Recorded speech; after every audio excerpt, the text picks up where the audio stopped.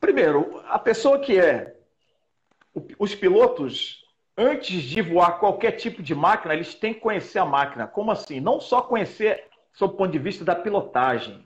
Eles têm que conhecer o universo da rastreabilidade, da manutenção, ou seja, a vida pregressa, vamos colocar assim, daquela aeronave.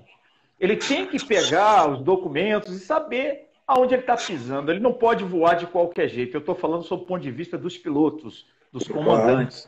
Né? Ele tem que conhecer a máquina que ele vai voar. Não só sob o ponto de vista operacional, mas sob o ponto de vista documental, sob o ponto de vista da manutenção, ele tem que conhecer a máquina dele, que ele está Sim. voando. Segundo lugar, ele tem que conhecer também, a meu ver, a organização que ele trabalha.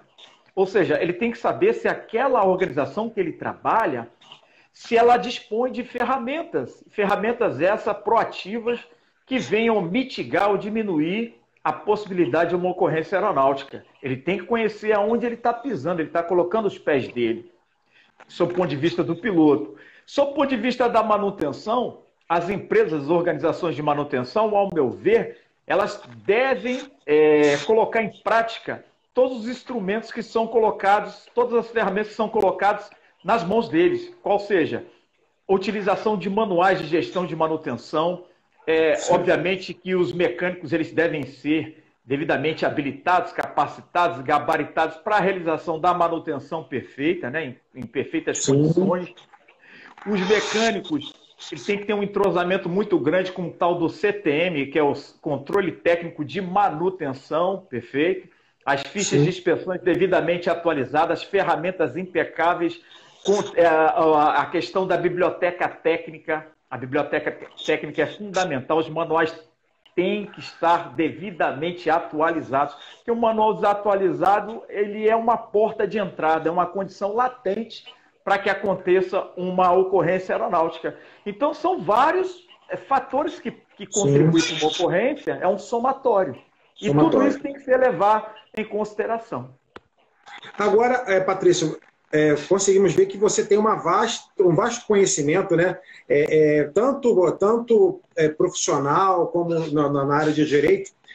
Mas o que decidiu para que você fosse. O que tocou para você fosse escritor, né? Tivesse essa linha de botar no papel tudo aquilo que você presenciou, tudo aquilo que você estudou, tudo aquilo que você passou diante da sua vida. Como é que aconteceu isso? Primeiro, a gente tem que analisar o seguinte: um escritor, ele começa lá atrás do berço. Como assim? Ele começa. Eu fui muito incentivado a ler. Um escritor ele tem que ler. Aquele que não lê, ele não tem condições de escrever. Vamos Com começar por certeza. aí. Esse é o primeiro passo. E eu fui muito incentivado à leitura desde sempre, desde novo, pela minha família, sobretudo a família da minha mãe, me deu muito incentivo nesse aspecto. E meu padrinho Sim. e foi um grande advogado, um defensor público, tenho orgulho dele. Meu primo também, que me ajudou muito na minha caminhada. E eu, desde cedo, eu escrevia muitos poemas, poesias, essas coisas todas. Até hoje escrevo algumas. E deixo até de lado, e muitas vezes até esqueço, faço alguns rabiscos e deixo num rascunho de lado. É assim que funciona. Agora, sob o ponto de vista de escrever um livro, é realmente um sonho da vida daquele que faz lá atrás, que vem Exato. trabalhando, que vem desenvolvendo é, a leitura e vem desenvolvendo também a escrita. Então, eu acredito que isso aí realmente é dom. Eu vejo como um dom, e o dom tem que ser aperfeiçoado. Perfeito?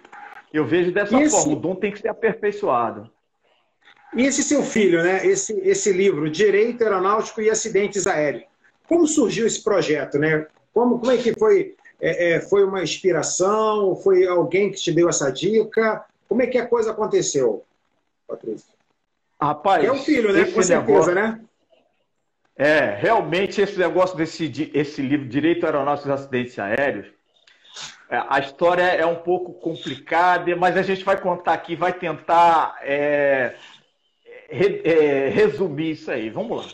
Eu fui no lançamento de um livro de um amigo meu, um procurador da República. E aí ele me mandou o convite via e-mail, no lançamento do livro dele. E aí eu respondi que iria ao lançamento do livro dele, e respondi mandando 2 artigos, que eu sempre escrevi para a revista O Magistrado, do IMAG, Instituto dos Magistrados do Distrito Federal. E então, eu respondi ao o procurador com 2 artigos. E esses 2 artigos haviam sido publicados na revista O Magistrado. E eu fui até lá, dei os cumprimentos, os parabéns, o lançamento do livro dele, ficou muito bacana e tal. E ele chegou, me chamou no canto e falou assim: rapaz, eu vi os artigos que você escreveu, palavras dele, não foi minha. Eu vi os 2 artigos que você escreveu e você escreve bem. Você não quer fazer um livro comigo, não? Aí eu falei assim: quero, lógico que eu quero. E aí começou. Eu já tinha alguma coisa escrita sobre esse livro aqui, eu já tinha feito a introdução do livro, enfim, o objetivo, essa coisa toda. E a gente começou a trocar figurinha. E ele fez assim, ele mandou para mim o material dele, porque ele foi controlador de tráfego aéreo no século passado, no século XX, e me mandou o material dele. Só que o material dele estava completamente desatualizado. E dali, a gente foi trocando figurinha daqui, dali, acolá. Só que teve um detalhe, meu amigo. Eu tive muitas provações para escrever esse livro. E eu acertava, corrigia, atualizava o material. E teve até uma editora que ficou de patrocinar o lançamento do livro e no meio do caminho não pôde patrocinar. E o que aconteceu? No final das contas, eu não fiz o livro com ele, mas algumas ideias dele, eu pedi autorização, ele falou que poderia fazer parte do livro, eu assim fiz. E a gente, nesse livro, dentro desse livro, aí eu engavetei o projeto, eu falei, eu acho que isso aí não vai dar em nada não. Só que 2 pessoas foram fundamentais para que esse projeto saísse do papel. Uma delas foi o presidente da Abravol, Joselito Paulo. Ele e o filho dele, o Alan. Teve uma vez que ele falou assim: não, Patrício, dá um pulinho lá na empresa do meu filho é empresário. Vamos ver como é que fica esse teu projeto. Esse projeto seu não pode ser engavetado. E então eu fui até lá, conversei com ele, com o filho dele, e ele falou: olha, Patrício, esse livro aí realmente está muito bom, mas precisa de de alguns revisores técnicos.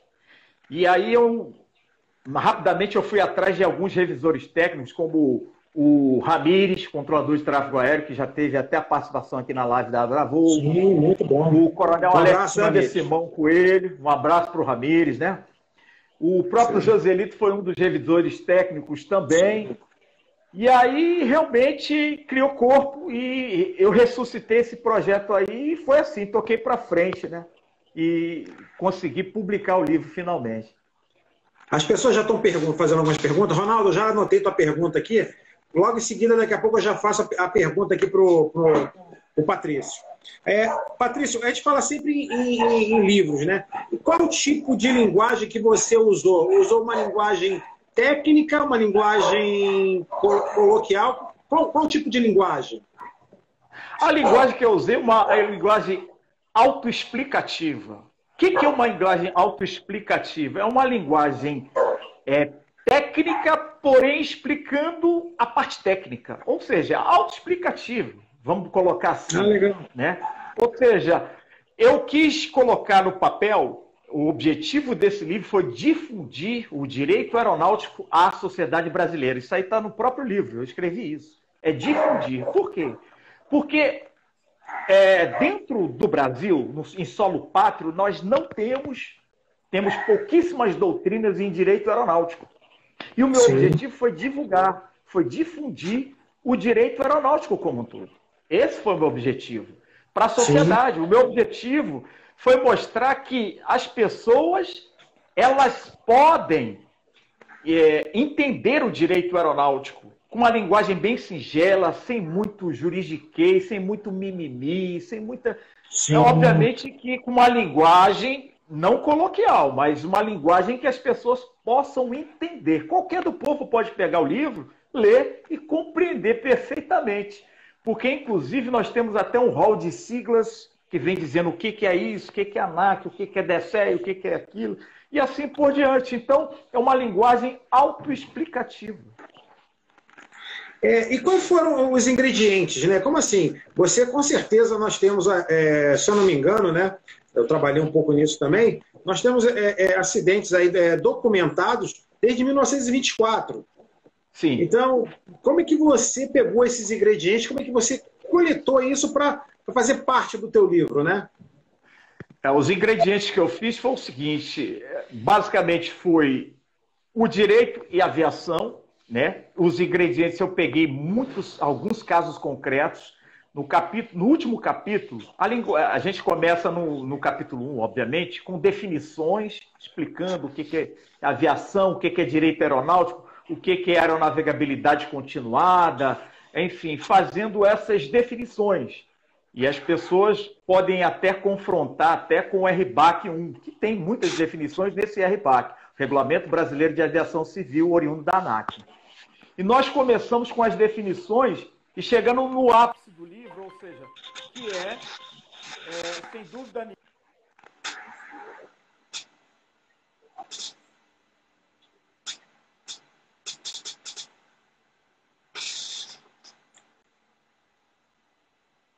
Temos um probleminha de sinal, mas vai acontecer. Opa, voltou. Então, vamos lá. Desculpa, houve um problema aqui. Sem problema. Então, isso é internet, é isso mesmo. Aí deixa eu te explicar. Então, o último capítulo específico, ele vai tratar dos acidentes aeronáuticos. Ele vai tratar dos acidentes aeronáuticos, os casos concretos. Por exemplo, ali nós temos o acidente com o Air France, perfeito? O Air France, aquele acidente que aconteceu em 2000, em que houve um acidente em que aconteceu... O pano de fundo é o FOD, né? Dano causado por objeto estranho ao meio. Tá? Sim. Tem também um caso concreto específico da manutenção, em que parafusos não foram bem colocados, alguns bolts deixaram de ser colocados. E ali a gente fala um pouco da responsabilidade, ou da possível responsabilidade do mecânico. Tem também do controle do espaço aéreo, também, alguns casos concretos ali, 2 ou 3 que eu evoquei do controle do espaço aéreo, no capítulo 8º. E no capítulo 9º, ou melhor, no capítulo 7º, melhor dizendo, eu falo um pouco da praia do presidente da Abravol, que é o Joselito Paulo, que é a parte de risco da fauna, que ele é especialista em fauna, e eu tratei alguma coisa ali, sob o ponto de vista da legislação e do direito aeronáutico, com repercussão no risco da fauna. Agora vem cá. Escolher o acidente do Gol 1907 foi algo um pouco desafiador, né? Porque continua ainda a ser um tema polêmico, né? Porque devido ao tipo do acidente, aos fatores que contribuíram para o mesmo, deve ter sido assim um trabalho bem árduo para você para escolher esse acidente para colocar no teu livro, né? Ou não foi? Foi um pouco árduo, porque, veja bem, mas ao mesmo tempo foi um meio termo, porque, veja bem, eu participei como ouvinte, obviamente, de algumas reuniões com entes queridos do acidente 1907. Eu tive a possibilidade de ter o contato com algum dos entes queridos daquele acidente, tive a possibilidade também de ver os debates oriundos dos debates sobre os fatores contribuintes àquele acidente. Isso aí me deu uma canja muito grande, me deu uma possibilidade muito grande e uma condição de escrever sobre o acidente do 907. Por isso que foi um dos escolhidos, acho que foi o capítulo 5º, se eu não estou enganado. Ele vai tratar, eu vou fazer uma análise jurídica sobre esse acidente, com as repercussões e com possíveis responsabilidades. Tudo isso em tese, né? A gente colocou tudo isso em tese, né? Dentro do universo do livro. E no capítulo 4º, o interessante é que eu falo sobre as duas investigações. A investigação técnico-aeronáutica e a investigação da polícia judiciária. Tratando e, obviamente, fazendo um apanhado também com o pano de fundo do 907.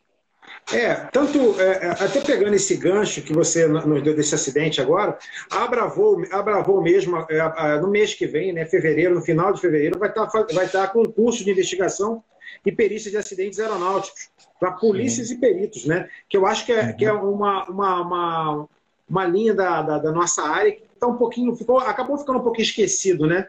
E eu acho que precisa muito ser orientado para fazer uma investigação com mais conteúdo, com mais qualidade, né? E o que você acha desses cursos, Patrício? Dessa qualificação da polícia e dos peritos? Eu acho fundamental, porque, primeiro, que a gente tem que entender que as investigações são diversas, são diferentes, em apartado, em separado. A investigação técnico-aeronáutica é a investigação da Força Aérea Brasileira. Ela é feita pelos órgãos, pelo órgão central, que é o CENIPA, e os seus regionais. Isso é fundamental. E a Polícia Judiciária, por sua vez, ela vai fazer a investigação dela, buscando o quê? Buscando a autoria e materialidade de um possível delito oriundo de uma ocorrência aeronáutica. E as pessoas têm que entender que esses dados fáticos, ou seja, todo esse incremento, essa informação, ela tem que acontecer de uma forma compartilhada. Ou seja, os órgãos de investigação técnica, juntamente com a Polícia Judiciária, vão colher informações de tal sorte que cada um vai fazer a sua investigação separada. E, para isso, os policiais, os pilotos, perfeito? Os pilotos de aviação, que a grande parte dele, da Polícia Civil, da Polícia Militar, enfim, da PRF, perfeito? Até mesmo do IBAMA, essas pessoas elas têm que compreender isso. Elas necessitam compreender isso, que são duas coisas completamente diferentes. A própria Lei 12.970, ela preconiza isso. Ela preconiza que o relatório final oriundo de uma ocorrência aeronáutica ele não pode ser utilizado como meio de prova. Se ele não pode ser utilizado como meio de prova, as polícias precisam ser equipadas, as polícias necessitam de conhecimento, e conhecimento técnico esse, para que eles possam desenvolver os trabalhos de uma forma separada. Porque quem já participou de uma área sinistrada, você vê que são muitas pessoas, acaba tendo algumas pessoas, a parte técnica e a parte judiciária, que vai ter que trabalhar ali junto, em consonância, mas, como você falou, cada um fazendo o seu tipo de trabalho com uma finalidade diferente. Eu acho que esse curso vai facilitar até de um entender o outro, né? O judiciário entender um pouco dos senhores que trabalham com a área técnica de segurança e vice-versa. O que você... dessa forma, né? Que é o curso, que a ideia é essa, né? Sem dúvida. Vamos colocar que as duas investigações elas são complementares. Perfeito? Exato. E a parte técnica, ela vai vislumbrar o quê? Vai vislumbrar não somente que não haja nova recorrência de um acidente ou do incidente. E a polícia ela vai buscar elementos, ela vai buscar informações de tal sorte que ela possa, de uma forma ou de outra, imputar ou não no futuro responsabilidade a quem tem responsabilidade. Esse é o grande objetivo. Agora, voltando um pouquinho agora para o teu livro, qual a parte do livro que você mais gostou de escrever, Patrício? Aquela que falou assim, não, essa parte do livro aqui é muito parecida até com a minha história. Como é que você teve alguma parte do livro com? Teve sim. O capítulo 6 ele é especial. O capítulo 6 é mais uma homenagem aos controladores de tráfego aéreo. Eu sei porque eu tenho muitos amigos que são controladores de tráfego aéreo. Posso até citar alguns aqui. O Luiz Carlos, Romildo Moreira, tem também o nosso amigo Valdez, né? Inclusive é da minha turma. Vários amigos meus que são controladores de tráfego aéreo. E essas pessoas... elas passaram por muitas dificuldades ao longo de muitos anos. E a gente teve possibilidade de bater papo, conversar no cafezinho, né? No fim de semana, no clube. E a gente vê a preocupação desses profissionais que são abnegados em trazer um tráfego aéreo de qualidade, em guiar os pilotos verdadeiramente nos centros, nas torres, né? Nos sindactas, perfeito? Nos APPs, nos ACCs. Então, essas pessoas, elas são fantásticas, porque muitas vezes eles tiraram leite de pedra. tá? Para que a aviação continuasse a funcionar com segurança, obviamente, né? Então, esses profissionais têm uma... Olha, eles são fantásticos. O Ramires mesmo. Então, a gente vê que essas pessoas, elas são muito gabaritadas, muito capacitadas. O profissional de tráfego aéreo, ele é muito bom mesmo. Aí eu pensei assim, eu tenho que colocar alguma coisa nesse livro que venha enaltecer a atividade do controle do espaço aéreo. Eu tenho que fazer isso. E aí eu fiz isso no capítulo Meia Dúzia. Foi o capítulo que eu mais gostei de escrever, porque realmente é uma homenagem a todos eles. Agora, Patrício, além o profissional de direito ou aquele profissional que é um entusiasta da aviação, qual o caminho que muitas vezes ele tem que trilhar para ter mais ou menos um gabinete de conhecimento que você tem nessa área de direito aeronáutico? Eu converso com muitos advogados, eu converso com alguns que sabem pouco sobre essa área. Qual o caminho que esse profissional deve trilhar? O primeiro caminho que eu acho que ele deve trilhar é amar a aviação. Sim. Ele tem que amar a aviação, porque o profissional que trabalha com direito aeronáutico, ele tem que amar a aviação. E o segundo caminho é viver, de preferência, viver e conviver intensamente a aviação. Que a partir do momento que você vive, você convive com a atividade aérea, a aviação, de uma forma ou de outra, você vai ter a verdadeira noção do que é ser um profissional da aviação. E, em segundo lugar, é gostar muito da legislação. A legislação, quer seja a legislação aeronáutica, que é uma legislação especialíssima, e também a aviação como um todo, ou melhor, a legislação como um todo. Ou seja, o direito do trabalho, o direito civil, o direito constitucional, o direito administrativo. Na ANAC, por exemplo, existe o tal do PAS, ou seja, o processo administrativo sancionador. Então, tem um direito sancionador. Esse direito faz parte do universo do direito aeronáutico também. Faz parte do universo do direito aeronáutico também. Entendeu? E eu vejo dessa forma. Ele tem que conhecer as outras áreas do direito. O direito do trabalho, o direito civil, muitas vezes direito comercial, o direito penal também. Então ele tem que conhecer. E conhecer a aviação como um todo também, para que ele possa verdadeiramente labutar nesse universo que é o direito aeronáutico. É viver, né? Viver a aviação, né? Que é o que eu falo para as pessoas, quem trabalha nessa área na nossa área de segurança de voo, na área jurídica, você acaba assim, a coisa passa a fazer parte do teu sangue, né? Parte da sua vida, né? É verdade. Faz parte da tua vida.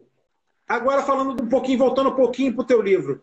A gente sabe que com certeza, do teu trabalho, dos amigos que te ajudaram, né, nessa caminhada desse livro, qual a parte do teu livro que deu aquele trabalhinho a mais? Aquele que você teve que suar um pouquinho mais a camisa para concluir.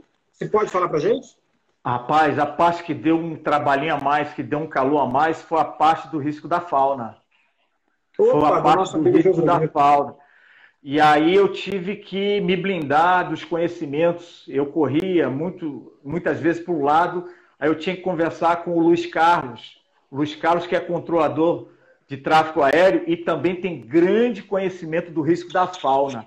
E tive que correr também para o lado do Joselito Paulo, que é o presidente da Abravol, que tem um conhecimento muito grande no risco da fauna. Essa parte da fauna, a gente não domina muito. Eu, particularmente, não domino muito.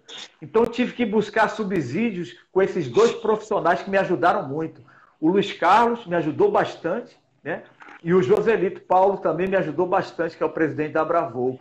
E aí foi justamente essas duas áreas aí que eu realmente suei a camisa. No capítulo 7. Foi muito complicado.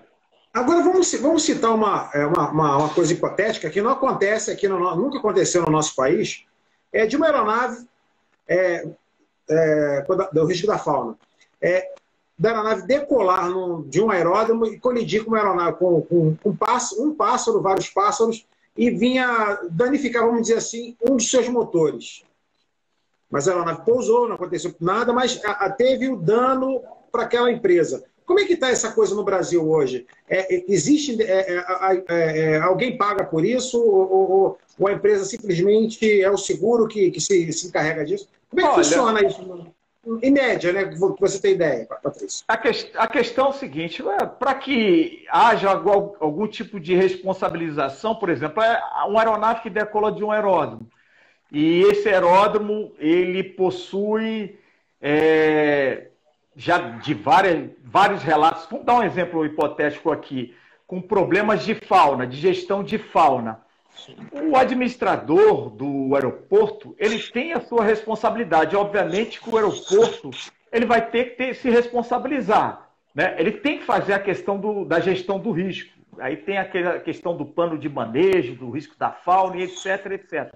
Mas é uma questão probatória, fica muito em função da questão probatória. Como é que ele vai provar que aquela ave ela veio dali, enfim. Essa questão é uma questão muito delicada, mas obviamente que pode ser responsabilizado sim. O administrador do aeroporto, do aeródromo, ele pode ser responsabilizado por não ter feito a gestão do risco da fauna naquele aeroporto. A gente sabe que existem atividades atrativas em determinados aeródromos e essas atividades atrativas de fauna, de risco da fauna, elas deverão ser mitigadas. Então tem que ter um plano de manejo. O Joselito sabe melhor do que eu, né? Esses profissionais que trabalham com isso, de tal sorte que eles possam evitar, fazer com que se evite que essas ocorrências aeronáuticas elas venham a acontecer. Então, para isso, obviamente que o administrador ele pode responder sim, em função de uma aeronave ficar indisponível por dias, meses e anos. Aí tem a questão de danos emergentes e lucro cessante. É uma questão probatória e uma questão também de se propor ação na justiça e obter o resultado, o êxito, né? E hoje eu acho hoje também vai ficar. Hoje vocês vão ter muito trabalho, os profissionais hoje de direito aeronáutico, com a entrada agora dos drones, né? A legislação se abrindo, a coisa da responsabilidade vai ser. Nós vamos ter bastante aeronave voando aí, conjugando com as aeronaves que já voam normal. Nós tivemos, se eu não me engano, essa semana no Chile, lá uma colisão de um Bell Jet Ranger com um pequeno drone. Então, o que você acha desse aqui? Qual a sua visão dessa daqui para frente, dessa coisa da entrada dos drones na regularização, né, do voo, né, no Brasil? A parte boa é que os drones realmente ele tem uma eficiência muito grande, sob todos os pontos de vista. Inclusive, nas investigações de acidentes aéreos são utilizados para varrer um sítio em que aconteceu uma ocorrência aeronáutica. Pode-se utilizar drones na aviação aeroagrícola, pode-se utilizar drones sob ponto de vista também da fiscalização nas rodovias, enfim, alguma coisa nesse aspecto. Os drones são fundamentais. Só que a gente tem que entender que os drones eles vão voar e o espaço aéreo também existe aeronaves. E aí a questão que eu vejo é a questão de legislação, de separação, porque você tem que separar um determinado nível que o drone vai voar, que a aeronave não pode estar voando, porque os dois corpos não poderão estar ocupando o mesmo lugar no espaço. E, por conseguinte, se houver uma legislação, se estiver pacificada, né, nesse aspecto, eu acredito que as ocorrências aeronáuticas elas não vão acontecer, ou pelo menos vão diminuir. Para isso, há que se fazer o quê? Há que se fazer uma legislação que possa haver uma separação, ou seja, a separação do avião e a separação dos drones, para que eles possam operar em tetos distintos, para que não haja colisão, uma quase colisão ou possibilidade de colisão. Então a gente tem que evitar que isso aconteça. Daí tem que ter uma legislação, até pacificar a utilização do drone, até ela estar... Eu acredito que vai demorar um pouco mais, né? Pode ser que aconteça alguma ocorrência aqui e acolá, isso pode acontecer. Mas eu acredito que ao longo do tempo isso aí vai pacificar e acredito que não vai haver grandes problemas nesse aspecto, que o drone veio para ficar. O que acontece, eu também acho que vejo um pouquinho, que acho que tem que ter uma qualificação, né? A qualificação dos operadores, né? Além de ter legislação, tem que ter uma qualificação, tem que ter como nós já temos até a Abravol, tem uma parceria com a Clube Mídia que opera com drone também, essa coisa do planejamento de segurança.